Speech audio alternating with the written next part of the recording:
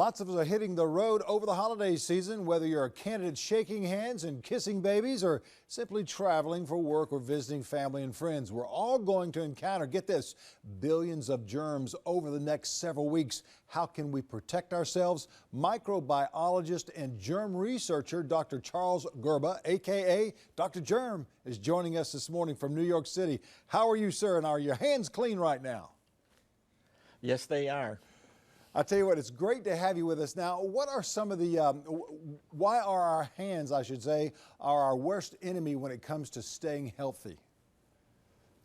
Because you're constantly touching surfaces, shaking hands, and every time you do that, you have the potential of picking up cold and flu viruses.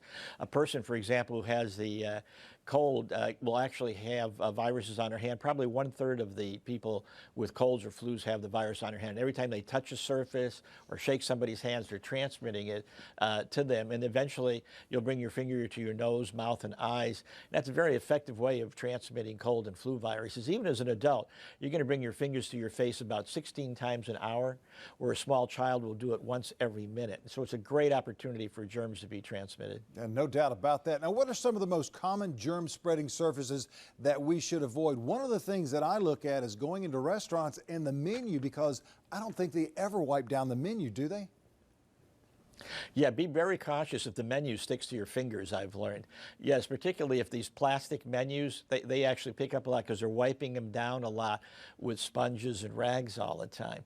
But other common areas are like ATM machines, any tabletops, computer equipment, cell phones. I mean, we're really a touch everything generation. We spend more time indoors than any generation. So anytime anybody coughs, sneezes with a cold or flu, they're laying down basically a minefield of germs for you to come across and pick up on your hands.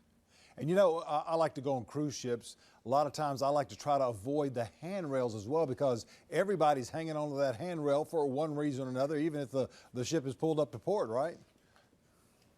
Yeah, handrails are a good one, particularly on buses. You know, the handrail you go to get into the bus, that gets heavily contaminated. Actually, in our studies, where you get exposed to the most germs in traveling are trains, buses, and then airplanes. Actually, your risk of getting a cold or flu is 6 times greater if you take a bus rather than if you take a car somewhere. Wow, trains, planes, and automobiles, that's for sure. Now, the holidays are coming up, and many of us will be traveling. Which mode of holiday travel carries the greatest risk of sickness? I'm going to kind of guess maybe an airplane. Well, there's actually trains for some reason in our studies, but airplanes do have a risk. Our recent studies have shown that about 1 in 4 people on that plane will have a cold or flu virus in their nose or in their throat. So you're going to be running a germ gauntlet even on an airplane.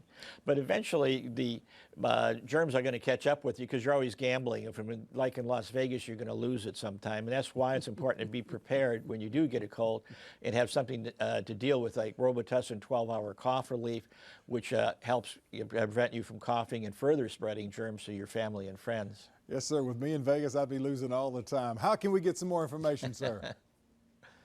If you go to Robitussin.com, there's more information available for you.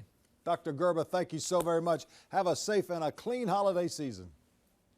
You too. And we've got more of Low Country Live coming up in just a moment.